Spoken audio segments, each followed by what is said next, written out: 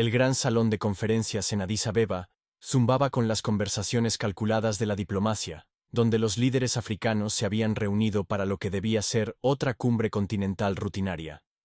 La luz dorada del sol se filtraba a través de las imponentes ventanas, proyectando largas sombras sobre los pisos de mármol pulido, que habían sido testigos de décadas de teatro político. El aire acondicionado zumbaba suavemente, apenas ocultando la tensión que parecía intensificarse con cada hora que pasaba. Presidentes y primeros ministros experimentados se movían por el espacio con gracia ensayada, sus trajes caros y túnicas tradicionales creando un tapiz de poder y prestigio. Sin embargo, bajo las apariencias cordiales, todos percibían que algo era diferente en esta reunión. La habitual previsibilidad había sido interrumpida por rumores sobre un invitado no anunciado. Las pesadas puertas de madera en la entrada de la sala se abrieron de repente con una resonancia que exigía atención, silenciando las conversaciones a mitad de frase. Un hombre anciano entró, sus túnicas blancas ondeando como agua, su presencia cargada con el peso de los siglos. Sus manos arrugadas sostenían un bastón sencillo, pero sus ojos ardían con una intensidad que hacía que incluso los líderes más poderosos se enderezaran. Era Sheikh Abdullah al-Maghribi, un respetado erudito islámico, cuya influencia se extendía desde Casablanca hasta El Cairo, desde Jartum hasta Dakar. Su llegada inesperada envió ondas de confusión y curiosidad entre los dignatarios reunidos. Nadie había sido informado de su asistencia. El jeque avanzaba lentamente por el salón, sus sandalias haciendo apenas un susurro contra el frío suelo. Sin embargo, su presencia parecía llenar cada rincón del vasto espacio. El personal de 1900 seguridad intercambiaba miradas nerviosas, sin saber si acercarse o mantener su distancia frente a esta figura no invitada, pero indudablemente respetada. La reputación del hombre lo precedía como la niebla matutina. Era conocido por su profundo conocimiento tanto de la jurisprudencia islámica como de la historia africana. Un puente entre dos mundos que muchos líderes afirmaban entender, pero que pocos realmente abrazaban. Sus visitas eran raras, y sus palabras aún más. Pero cuando él hablaba, las naciones escuchaban. Hoy, su silencio era más inquietante que cualquier discurso que pudiera haber dado.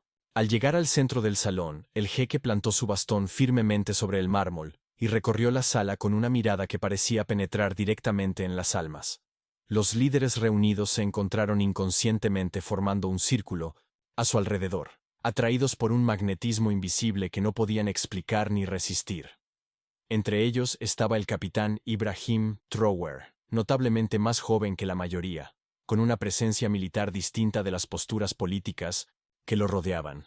La mirada del jeque se detuvo en cada rostro, leyendo historias escritas en las líneas de la experiencia, el poder y el compromiso. Luego, rompiendo el profundo silencio que se había asentado sobre la sala como una manta pesada, comenzó a hablar en árabe clásico, su voz portando la autoridad de los vientos del desierto y la sabiduría ancestral.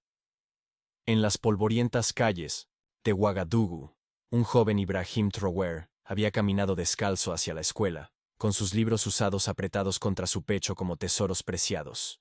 La tierra roja manchaba sus pies, pero su mente volaba más allá de las limitaciones de sus circunstancias, absorbiendo cada lección con el hambre de quien entiende que el conocimiento es el único camino hacia la transformación.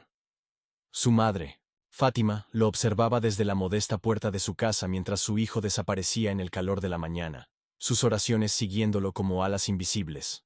Los niños del vecindario jugaban al fútbol con balones improvisados mientras Ibrahim se sentaba bajo la sombra de un árbol baobab, leyendo a la luz menguante del crepúsculo. Incluso entonces, algo ardía de manera diferente en sus ojos, una llama que hablaba de destino más que de simple ambición.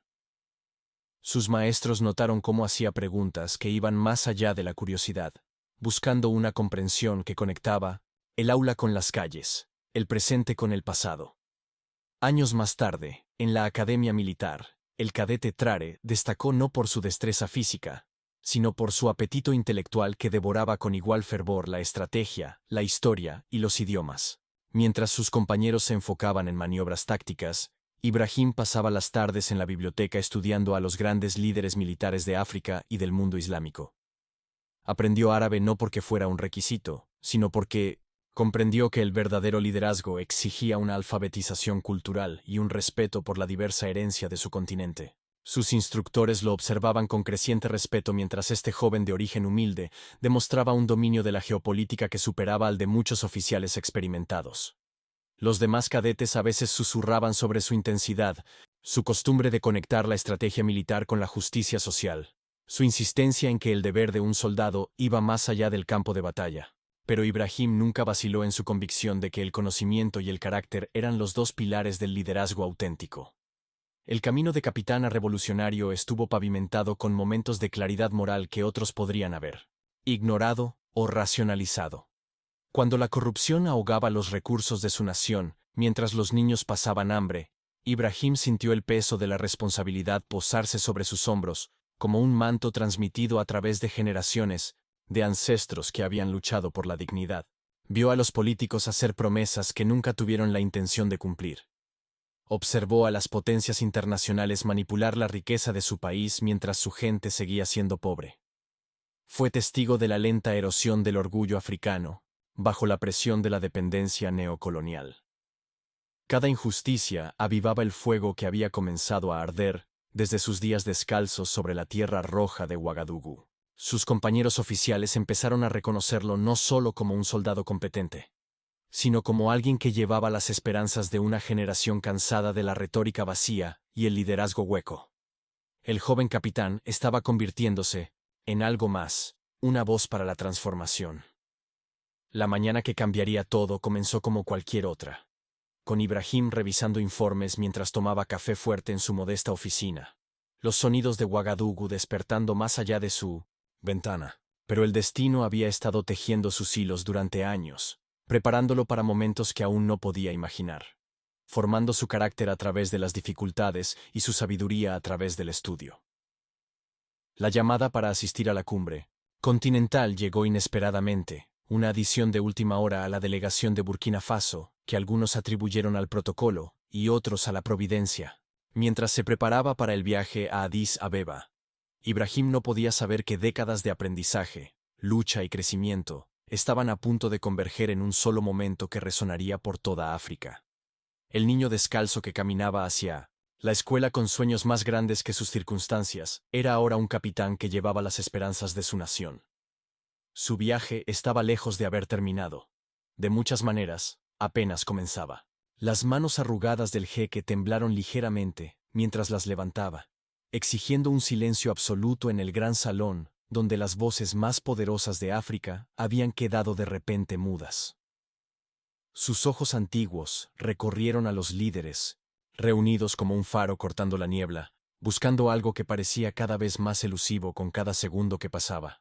El árabe clásico que fluía de sus labios llevaba el peso de 1000 años de erudición. Cada palabra cuidadosamente elegida, cada sílaba cargada de significado que trascendía el mero lenguaje.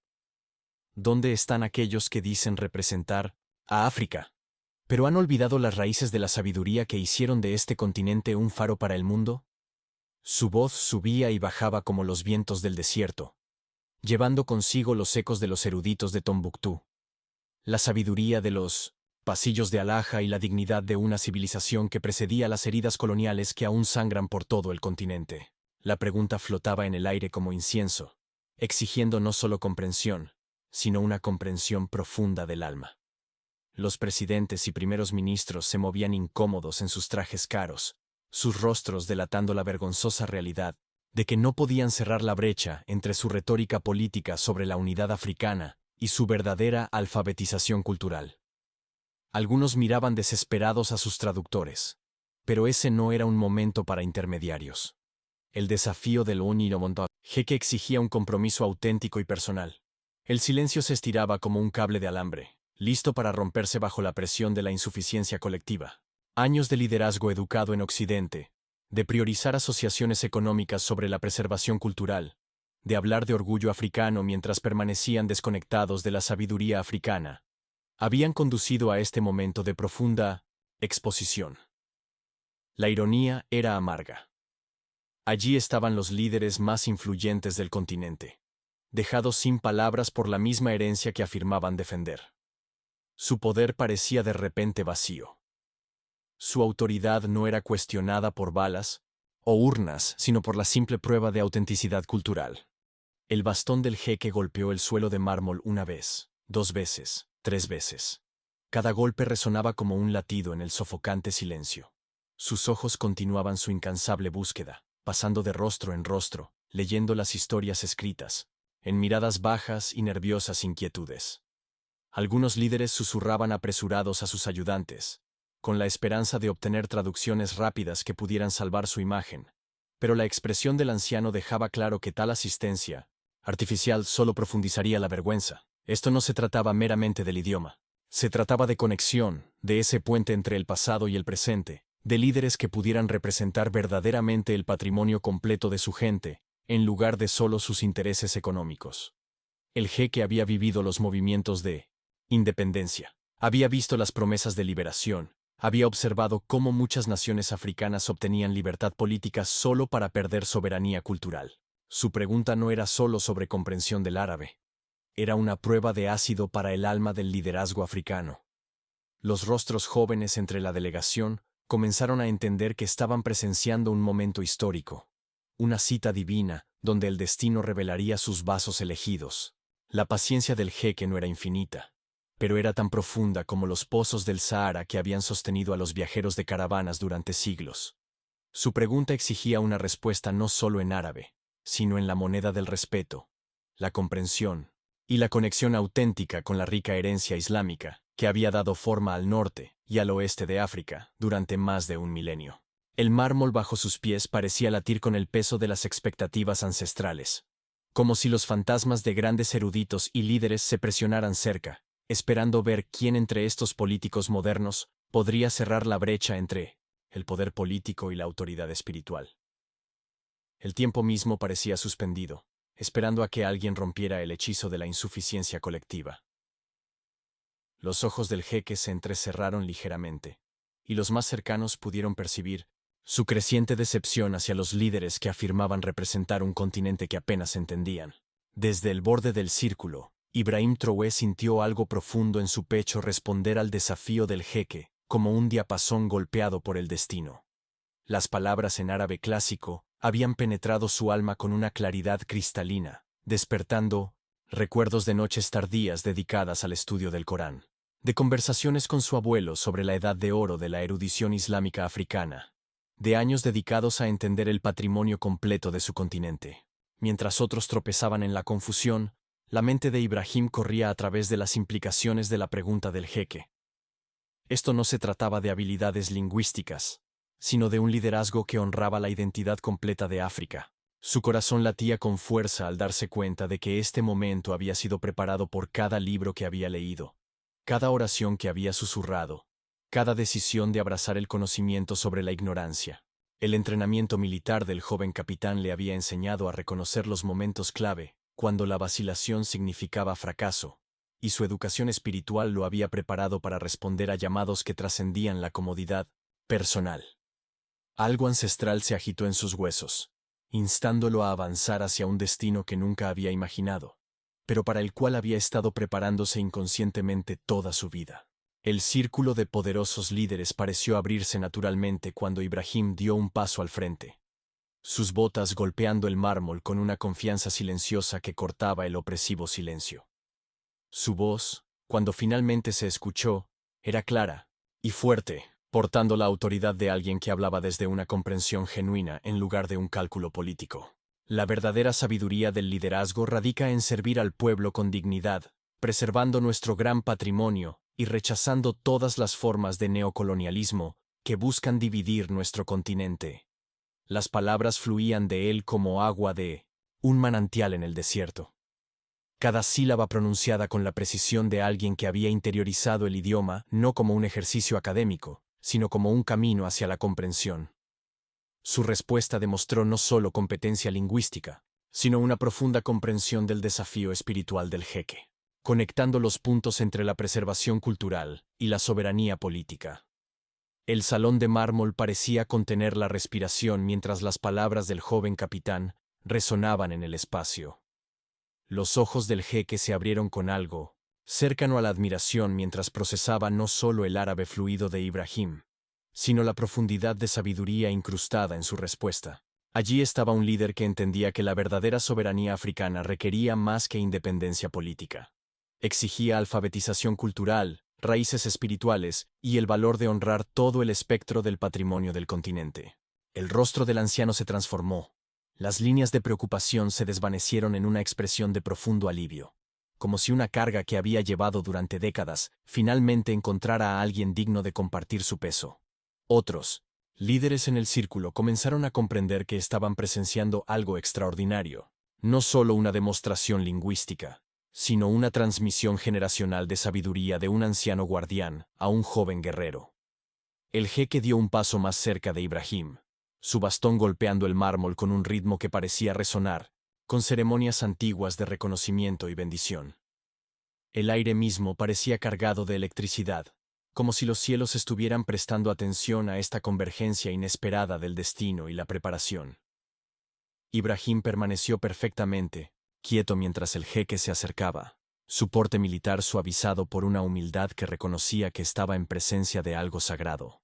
Los demás líderes observaban en silencio asombrado mientras el anciano erudito extendía su mano hacia el joven capitán, un gesto que llevaba el peso de siglos y la promesa de futuros aún no escritos. En ese momento suspendido, todos los presentes comprendieron que estaban siendo testigos del surgimiento de un nuevo tipo de liderazgo africano, uno que honraba tanto las tradiciones guerreras del continente como su profundo legado académico. La sonrisa del jeque se desplegó en su rostro como el amanecer sobre el Sahara, iluminando rasgos que habían visto el ascenso y caída de imperios, los dolores del nacimiento de naciones, y ahora, tal vez, el amanecer de un auténtico renacimiento. Tosimolosines. Tiempo parecía ralentizarse mientras los dos hombres se enfrentaban, representando diferentes generaciones, pero unidos por un compromiso compartido con la dignidad y sabiduría africanas. El silencio que siguió a las palabras de Ibrahim ya no era incómodo. Se había convertido en algo sagrado, cargado de posibilidades y transformación. El profundo silencio que se instaló sobre el salón de mármol era diferente a cualquier silencio que estos experimentados políticos hubieran experimentado. Era el silencio de la revelación, pesado con la carga de verdades no dichas y suposiciones rotas. Presidentes que habían negociado acuerdos de miles de millones de dólares se sintieron de repente pequeños, sus décadas de experiencia convertidas en algo irrelevante por la demostración sin esfuerzo de autenticidad cultural de un joven capitán. El aire mismo parecía espesarse con la realización colectiva de que habían sido expuestos no por un ataque enemigo, sino por su propia insuficiencia, su desconexión de la misma herencia que decían representar en los foros internacionales. Algunos líderes se encontraron incapaces de mirarse a los ojos, de repente conscientes de lo vacías que habían sido sus palabras sobre la unidad africana, cuando ni siquiera podían entender la erudición islámica que había dado forma a la mitad de su continente durante más de un milenio. El mármol bajo, sus pies parecía latir con la decepción ancestral, como si los espíritus de Mansa Musa, Ahmad Baba y otros incontables líderes eruditos estuvieran presenciando la pobreza cultural de sus descendientes. Esto no era una derrota política. Era algo mucho más profundo y personalmente devastador.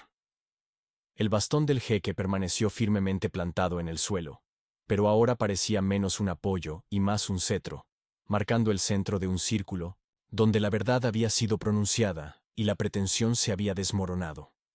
Ministros que habían dedicado sus carreras a elaborar declaraciones cuidadosamente redactadas se encontraron sin palabras, no porque les faltaran palabras, sino porque carecían de la base de conocimiento y respeto que daba significado a las palabras. La respuesta del joven capitán había creado una línea de falla que atravesaba el liderazgo reunido, separando a aquellos que realmente entendían la compleja identidad de África de aquellos que solo habían heredado posiciones sin haber heredado sabiduría. Las cámaras de televisión que habían estado grabando los rutinarios procedimientos diplomáticos ahora capturaban algo sin precedentes.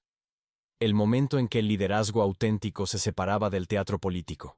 El silencio se extendió como un abismo, revelando la vasta distancia entre aquellos que llevaban el poder como una decoración y aquellos que lo portaban como una responsabilidad sagrada. Cada segundo que pasaba hacía más marcado, más innegable, más transformador el contraste. Ibrahim se encontraba en el epicentro de este silencio revolucionario, su respiración estable a pesar de la magnitud de lo que acababa de ocurrir. Podía sentir el peso de cada mirada sobre él, podía percibir la dinámica cambiante mientras el respeto, la envidia y el reconocimiento se deslizaban por la sala como vientos que competían entre sí. El joven capitán entendió que su respuesta había cambiado algo fundamental, no solo en esta sala, sino en la narrativa más amplia del liderazgo africano, en las expectativas de una generación cansada de líderes que prometían progreso mientras seguían siendo prisioneros de la colonización intelectual. Su árabe había sido fluido, pero su mensaje había sido aún más profundo. Los verdaderos líderes deben encarnar toda la riqueza del patrimonio de su pueblo, no solo las partes que agradan a los inversionistas extranjeros o a los socios internacionales.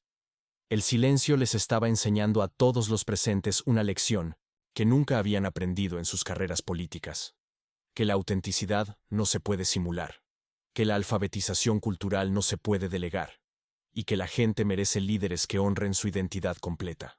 Este fue el sonido de los paradigmas cambiando, de las suposiciones quebrándose, de los viejos órdenes comenzando a desmoronarse.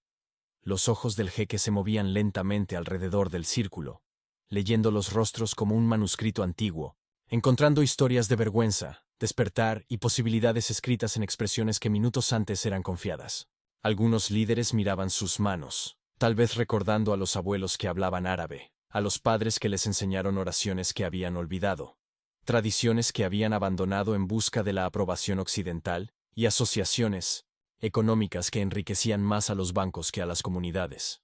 Otros miraban a Ibrahim con una mezcla de admiración y envidia, reconociendo en él algo que habían perdido o quizás nunca poseyeron: la integración del conocimiento y el carácter, del orgullo cultural y la valentía política. El peso del silencio estaba aplastando algunas ilusiones mientras elevaba otras, clasificando a la asamblea en aquellos que aprenderían de este momento y aquellos que lo resentirían. El tiempo mismo parecía suspendido, esperando ver cómo esta revelación reconfiguraría el liderazgo del continente, cómo las palabras de este joven capitán se expandirían hacia afuera como piedras lanzadas en agua tranquila. El silencio se había convertido en un juicio, una prueba y una profecía, todo al mismo tiempo. Las lágrimas comenzaron a reunirse en las esquinas de los ojos antiguos del jeque mientras miraba a Ibrahim con la admiración de un viajero del desierto, descubriendo un oasis después de días de interminable arena. Sus manos arrugadas temblaron ligeramente mientras metía las manos en los pliegues de su túnica blanca, sacando un pequeño rosario hecho de madera de olivo, que había sido pulido suavemente por décadas de devoción y contemplación.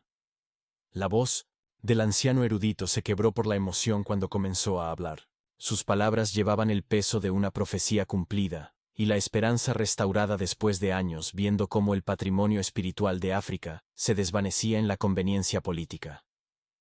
Hijo mío, vine aquí buscando solo un líder que entendiera que la verdadera fuerza proviene de las raíces, y he encontrado lo que buscaba. Los otros líderes miraban con fascinación atónita mientras esta figura venerada, cuya aprobación podía legitimar gobiernos, y cuya crítica podía derrocar regímenes, lloraba abiertamente de alegría ante la demostración de autenticidad cultural de Ibrahim. Esto no era teatro político, esto era el reconocimiento de una hermandad espiritual, el paso de una antorcha que había estado esperando manos dignas. El jeque se acercó a Ibrahim con pasos que parecían volverse más firmes con cada paso, como si la presencia del joven capitán estuviera restaurando vigor en huesos que habían cargado el peso de la decepción durante demasiado tiempo. Sus dedos nudosos se extendieron para tocar el hombro de Ibrahim con la suavidad de un padre bendiciendo a su hijo. Un gesto que envió ondas de asombro a través de los dignatarios reunidos, quienes comprendieron que estaban presenciando algo sagrado y sin precedentes. El rosario de madera de olivo fue presionado en la palma de Ibrahim, con una ceremonia que transformó el salón de mármol en una mezquita, la reunión política en una convocatoria espiritual, la cumbre rutinaria en un momento de cita divina. Estos cuentas fueron talladas de un árbol que crecía en el patio de la gran mezquita de Jena, susurró el jeque, su voz cruzando la cámara silenciosa como el viento a través de los valles del desierto. Han estado esperando 7 siglos por un líder digno de llevarlas. Alguien que entienda que nuestra fuerza no radica en imitar a Occidente, sino en honrar la sabiduría de nuestros ancestros.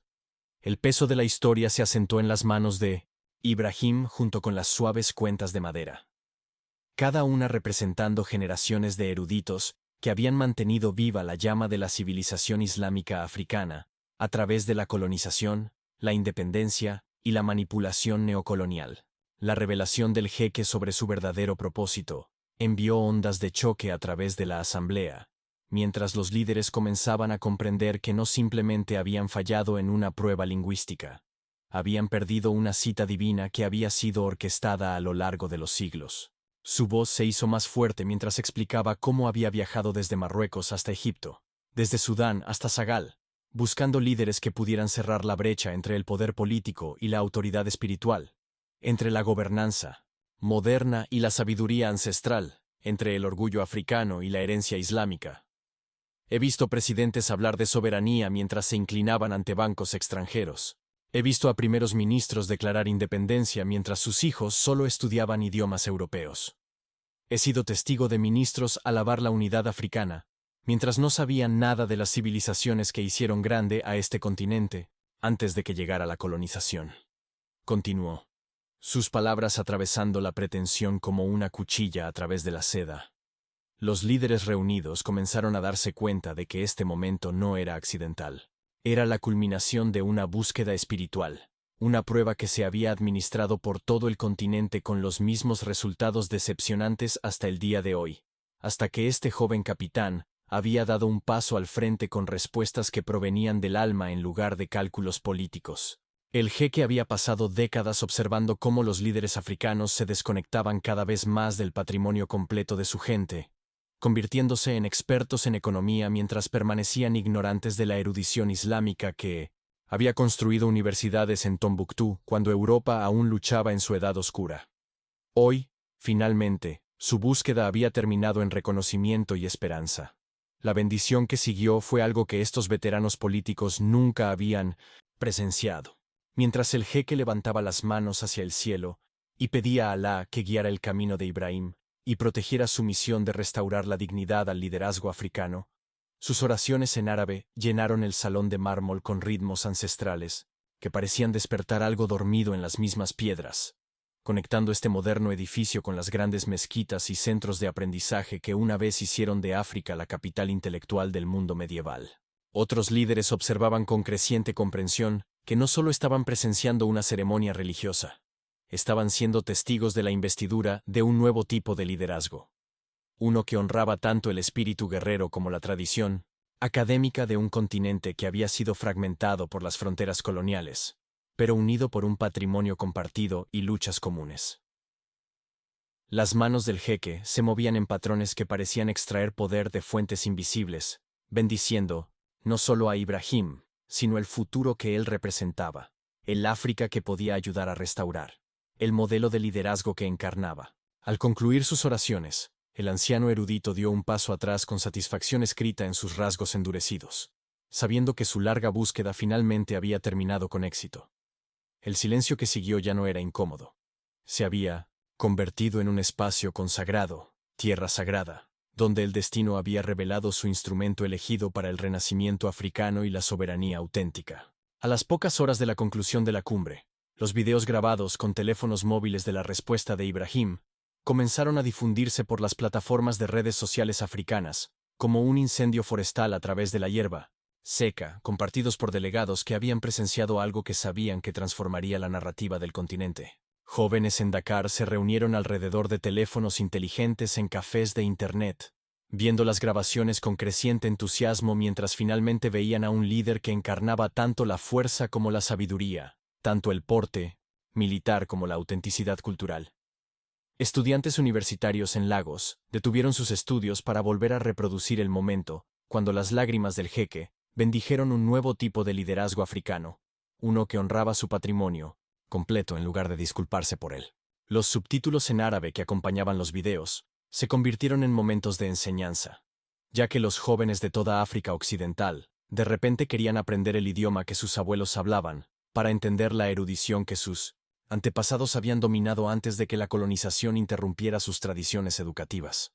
Los vendedores ambulantes en Bamako Discutían las implicaciones mientras vendían sus productos, entendiendo instintivamente que algo fundamental había cambiado en el equilibrio del poder, que el liderazgo auténtico ya no era solo un sueño susurrado en mezquitas y patios familiares.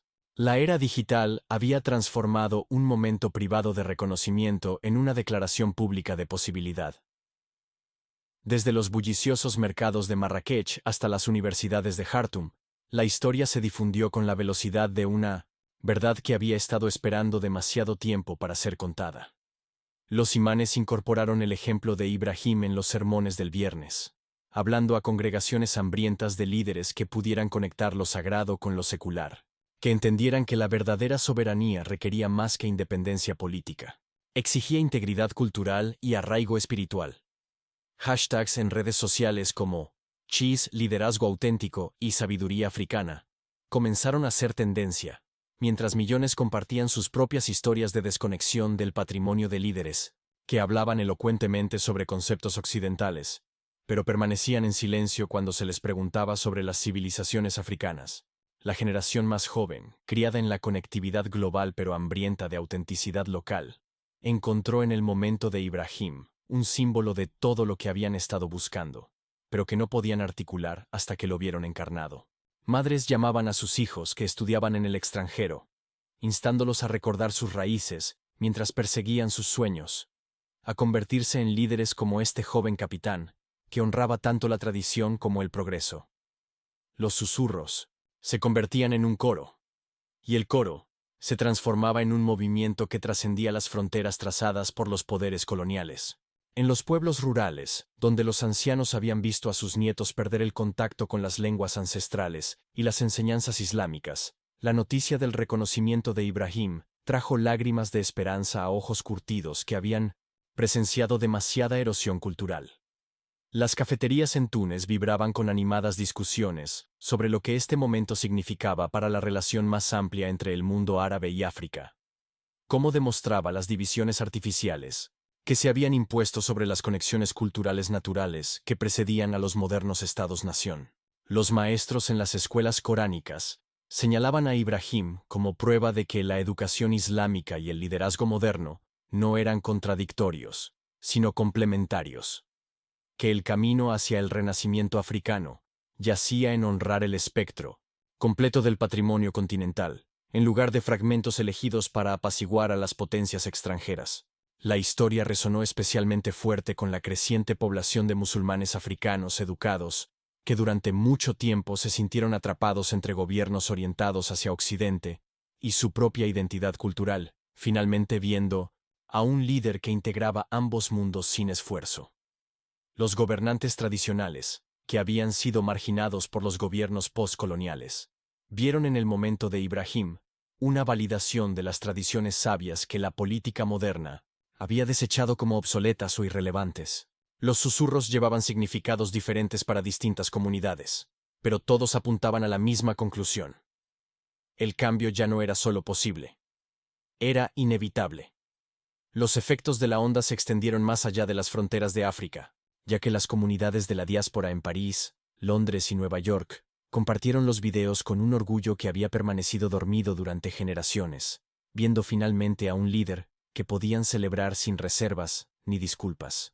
Los estudiantes africanos en universidades occidentales organizaron grupos de discusión alrededor del ejemplo de Ibrahim, debatiendo cómo mantener la autenticidad cultural mientras perseguían la excelencia académica en instituciones extranjeras, que a menudo exigían asimilación como precio del éxito. Las grabaciones se convirtieron en una visualización obligatoria en organizaciones panafricanas que durante décadas habían luchado por articular lo que el liderazgo auténtico significaba, en la práctica, más que en la teoría. Encontrando en este momento un ejemplo concreto de integración en lugar de compromiso, los medios de comunicación internacionales comenzaron a publicar historias sobre el joven capitán que sorprendió a un continente. Aunque la mayoría de la cobertura occidental pasó por alto el profundo significado espiritual y cultural que las audiencias africanas comprendieron instintivamente. Los susurros cruzaban océanos, llegando a comunidades africanas en todas partes, llevando el mismo mensaje. Su tiempo estaba por llegar. Su herencia era valiosa, y su liderazgo podía ser tanto orgulloso como íntegro. Lo que había comenzado como un momento de reconocimiento se estaba convirtiendo en un movimiento de renacimiento, un susurro a la vez. La transmisión nocturna de CNN abrió con imágenes que se volverían a reproducir en las redes globales durante semanas. El joven capitán de pie con confianza frente al jeque, mientras los líderes africanos experimentados observaban en silencio atónito. Los corresponsales internacionales luchaban por explicar el significado cultural a las audiencias occidentales, que solo veían una prueba de idioma, sin entender las implicaciones más profundas de un momento que representaba el surgimiento de un liderazgo africano verdaderamente auténtico, basado tanto en la erudición islámica como en la conciencia anti-colonial. Las entrevistas del BBC World Service con analistas políticos intentaron contextualizar la respuesta de Ibrahim dentro de marcos tradicionales geopolíticos, pero sus perspectivas centradas en Occidente no pudieron capturar la revolución espiritual y cultural que las audiencias africanas comprendían de manera intuitiva. La cobertura de Al Jazeera resonó más profundamente en el mundo árabe, donde las audiencias comprendieron inmediatamente la importancia de un joven líder africano que podía interactuar con el patrimonio islámico mientras mantenía una feroz independencia de las influencias tanto occidentales como de Medio Oriente. El Financial Times se centró en las posibles implicaciones económicas, especulando sobre cómo este modelo de liderazgo auténtico podría afectar las inversiones extranjeras y las asociaciones internacionales, revelando la mentalidad misma que el ejemplo de Ibrahim desafiaba. Los algoritmos de redes sociales amplificaron la historia globalmente, pero cada región interpretó el momento a través de su propio lente cultural, creando un caleidoscopio de significados que reflejaban la diversa comprensión humana del liderazgo, la autenticidad y la dignidad.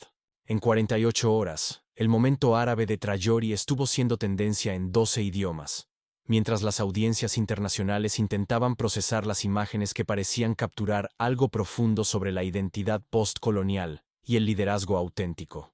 Los comentaristas políticos europeos debatieron si la demostración de Ibrahim representaba un peligroso nacionalismo cultural o una saludable preservación del patrimonio, revelando su incomodidad con los líderes africanos que no podían ser fácilmente clasificados dentro de los marcos políticos occidentales. Los grupos de reflexión estadounidenses produjeron informes de política a toda velocidad, analizando el fenómeno Traore y sus implicaciones para los intereses de Estados Unidos en África Occidental, tratando su momento de autenticidad cultural como un desafío estratégico en lugar de un avance espiritual. Los medios estatales chinos cubrieron la historia con interés, viendo paralelismos con su propio énfasis en el orgullo cultural y la continuidad civilizacional, aunque pasaron por alto las implicaciones anthegemónicas que amenazaban todas las formas de dominio externo. La historia se convirtió en una prueba de Rorschach para los observadores internacionales, cada uno viendo reflejos de sus propias ansiedades y suposiciones sobre el liderazgo africano, la identidad islámica y las cambiantes dinámicas del poder global. Lo que los africanos celebraban como un renacimiento auténtico, otros lo interpretaron como una posible inestabilidad, revelando las profundas brechas ideológicas que separaban al continente de sus antiguos colonizadores y actuales socios económicos. Las conferencias académicas, desde Harvard hasta Oxford, comenzaron a organizar paneles sobre el momento Ibrahim Traore, con académicos debatiendo desde la formación de la identidad postcolonial hasta el papel de la educación islámica en la gobernanza moderna africana. Las grabaciones se convirtieron en material de estudio en los cursos de relaciones internacionales. Aunque la mayoría de los profesores se centraron en las implicaciones geopolíticas en lugar de en las dimensiones espirituales y culturales que hicieron que el momento fuera significativo para las audiencias africanas. Los grupos de reflexión se apresuraron a publicar análisis sobre los modelos emergentes de liderazgo africano, tratando de categorizar a Ibrahim dentro de marcos familiares, mientras pasaban por alto la naturaleza revolucionaria de un liderazgo que se negaba a ser reducido a categorías políticas occidentales. Los departamentos de estudios islámicos en universidades encontraron un renovado interés por parte de los estudiantes africanos, que querían comprender la erudición árabe, que sus antepasados habían dominado. Viendo en el ejemplo de Ibrahim un modelo para integrar el conocimiento religioso con los desafíos contemporáneos del liderazgo, La historia desató intensos debates en los círculos de desarrollo sobre si la autenticidad cultural ayudaba o dificultaba el progreso económico, revelando desacuerdos fundamentales sobre cómo debería ser el avance africano en la práctica. El interés académico internacional, aunque extenso, a menudo permaneció atrapado en marcos analíticos, que no podían apreciar completamente el poder transformador de un momento que reconectó el liderazgo político con el arraigo espiritual y la integridad cultural. La atención global de los medios, aunque a veces malinterpretada en sus interpretaciones, creó una plataforma internacional para discusiones más amplias sobre el liderazgo auténtico, la identidad postcolonial y la relación entre el patrimonio cultural y la autoridad política. Cineastas documentales de varios continentes comenzaron a planificar proyectos sobre el ascenso de Ibrahim y el movimiento más amplio que su ejemplo representaba. Aunque muchos abordaron la historia con suposiciones orientalistas, que las audiencias africanas, sin duda, desafiarían. El momento se convirtió en munición para diferentes argumentos políticos en todo el mundo. Los movimientos progresistas lo citaron como prueba de que el liderazgo auténtico trascendía los modelos occidentales, mientras que las voces conservadoras se preocupaban por la influencia islámica en la política africana, sin comprender en absoluto la naturaleza indígena de la presencia islámica en el continente durante siglos. Las organizaciones internacionales de desarrollo se apresuraron a comprender cómo los líderes como Ibrahim podrían afectar sus programas y asociaciones, dándose cuenta gradualmente de que la era del liderazgo africano fácilmente manipulable podría estar llegando a su fin, ya que una nueva generación exigía relaciones basadas en el respeto, en lugar de en la dependencia. Los efectos de la onda estaban obligando a las audiencias globales a confrontar sus propias suposiciones sobre la capacidad africana, la erudición islámica y la posibilidad de modelos de liderazgo que honraran la tradición mientras abrazaban el progreso. Lo que había comenzado como un momento de reconocimiento en una sala de conferencias en Addis Abeba, se estaba convirtiendo en una conversación mundial sobre autenticidad, dignidad y la naturaleza cambiante de las dinámicas de poder globales en un mundo cada vez más multipolar. En las antiguas bibliotecas de Tombuctú, donde los manuscritos cubiertos de polvo contenían la sabiduría de civilizaciones que florecieron cuando Europa luchaba durante su edad oscura, los eruditos ancianos asintieron con profunda satisfacción al recibir la noticia del momento de Ibrahim, que llegó hasta su santuario barrido por las arenas. Estos guardianes del conocimiento entendieron de inmediato que la prueba del jeque no se había tratado de la habilidad lingüística, sino de la cuestión fundamental que había perseguido al liderazgo africano desde la independencia. ¿Honrarían los líderes del continente el espectro completo de su patrimonio, o seguirían siendo prisioneros intelectuales de los sistemas educativos coloniales? Los manuscritos que los rodeaban contenían innovaciones matemáticas, cálculos astronómicos, precedentes legales y tratados filosóficos que habían hecho de las universidades africanas las capitales intelectuales del mundo medieval. Un conocimiento que la colonización había suprimido sistemáticamente, y que los líderes postcoloniales en gran medida habían ignorado.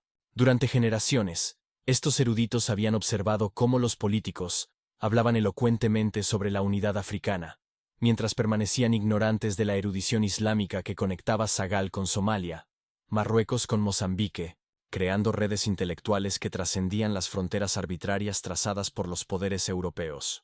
La respuesta en árabe de Ibrahim representaba más que alfabetización cultural. Encarnaba la posibilidad de un liderazgo que pudiera cerrar la brecha entre el África árabe y el África negra. Reconociendo la unidad civilizacional del continente, los antepasados se agitaban en sus tumbas, finalmente viendo a un líder que podría restaurar el orgullo intelectual que había sido fracturado por siglos de destrucción cultural sistemática. El desafío del jeque resonaba con las tradiciones de sabiduría que se remontaban a las dinastías académicas de Shanghái, donde se esperaba que los gobernantes demostraran tanto destreza militar como profundidad intelectual, tanto autoridad política como arraigo espiritual. Los antiguos reinos africanos entendían lo que los políticos modernos habían olvidado. Ese liderazgo auténtico requería el dominio de múltiples sistemas de conocimiento, la capacidad de navegar tanto en las dimensiones materiales como espirituales, de la gobernanza, y un profundo respeto por los cimientos culturales que otorgaban legitimidad y propósito a la autoridad. Las universidades islámicas de Jena y Gao habían atraído en su tiempo a estudiantes de todo el mundo conocido, produciendo eruditos que podían recitar el Corán en árabe, mientras calculaban fenómenos astronómicos, y desarrollaban marcos legales que equilibraban los principios religiosos con las necesidades prácticas de la gobernanza. Estos ancestros nunca vieron contradicción entre la fe islámica y la identidad africana, entre la búsqueda académica y el liderazgo político, entre honrar la tradición y abrazar la innovación. Habían integrado estos elementos sin esfuerzo, creando civilizaciones que la África moderna aún lucha por igualar. El momento de Ibrahim representaba un regreso a este modelo integrado de liderazgo, un reconocimiento de que la verdadera soberanía no solo requería independencia política, sino una integridad intelectual y cultural. Los ancestros habían esperado siglos por un líder que entendiera que la fuerza no venía de imitar a otros, sino de encarnar plenamente el propio patrimonio. La prueba administrada por el jeque llevaba consigo una tradición de examen que los eruditos islámicos africanos habían utilizado durante más de un milenio para identificar a los sucesores dignos, líderes en los que se podía confiar tanto para el poder temporal como para la responsabilidad espiritual. Esto no era un control cultural arbitrario, sino una práctica de sabiduría que reconocía los peligros de elevar a individuos que poseían ambición política sin un fundamento cultural, que buscaban el poder sin entender las responsabilidades sagradas que acompañan el liderazgo en comunidades donde los mundos espiritual y material seguían conectados.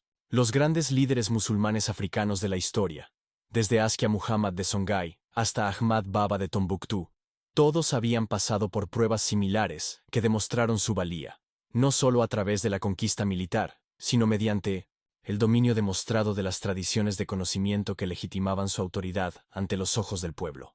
Los políticos africanos modernos habían abandonado estas prácticas de sabiduría, aceptando modelos occidentales de liderazgo que separaban el conocimiento religioso de la autoridad política, creando un vacío que dejó a las comunidades huérfanas espiritualmente y a la deriva culturalmente.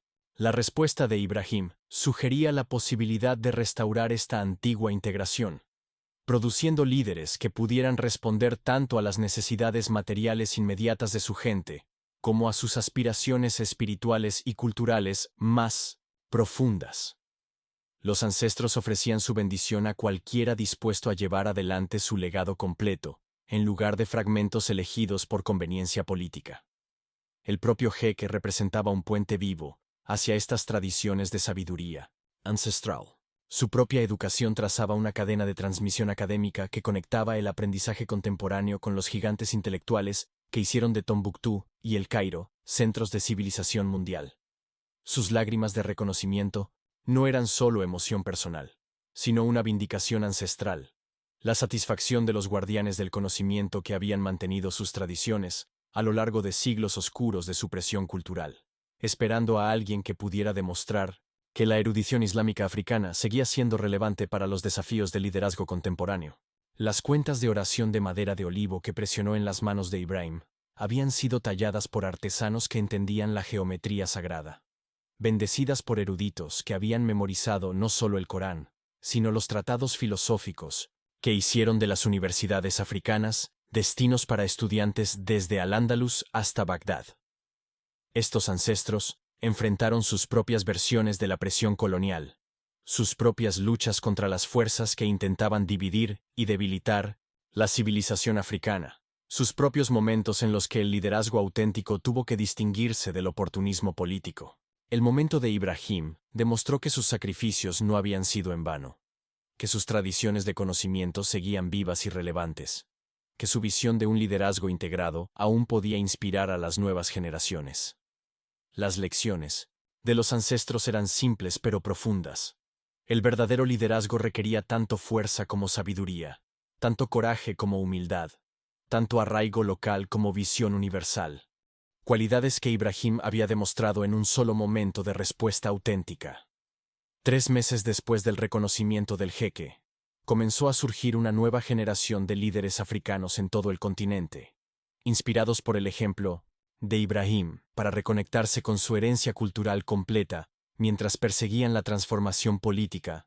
Los jóvenes políticos en Sagal empezaron a aprender árabe junto con el francés, entendiendo que la verdadera soberanía requería independencia intelectual de todas las formas de dependencia externa, ya fuera occidental o de otro tipo. Los estudiantes universitarios que antes veían la educación islámica como retrógrada, ahora acudían en masa a centros de aprendizaje que combinaban la erudición religiosa con los estudios de gobernanza moderna, reconociendo que el liderazgo auténtico exigía la integración en lugar de la compartimentalización de los sistemas de conocimiento. Las divisiones artificiales entre el liderazgo secular y religioso que habían plagado la África postcolonial comenzaron a disolverse a medida que surgía un nuevo modelo, un modelo que honraba la sabiduría espiritual mientras perseguía el progreso material, que abrazaba el avance tecnológico mientras preservaba la autenticidad cultural. El momento de Ibrahim había catalizado algo sin precedentes. Un renacimiento continental que tomaba fuerza de las raíces en lugar de buscar validación de potencias extranjeras. El amanecer se abría sobre una África que recordaba quién había sido y estaba decidida a ser digna de ese legado. Las asociaciones económicas a través del continente comenzaron a reflejar nuevas prioridades, ya que los líderes inspirados por el ejemplo de Ibrahim insistían en relaciones basadas en el respeto mutuo, en lugar de la dependencia, en la transferencia de conocimientos en lugar de la extracción de recursos. El modelo tradicional de naciones africanas compitiendo por inversiones occidentales cedía paso a marcos colaborativos que honraban la unidad histórica del continente, mientras respetaban su diversidad contemporánea. Los ministros que alguna vez midieron el éxito por su capacidad para atraer capital extranjero, ahora se enfocaban en desarrollar capacidades internas, en construir instituciones que sirvieron los intereses africanos mientras interactuaban respetuosamente con socios globales que comprendían que los términos habían cambiado.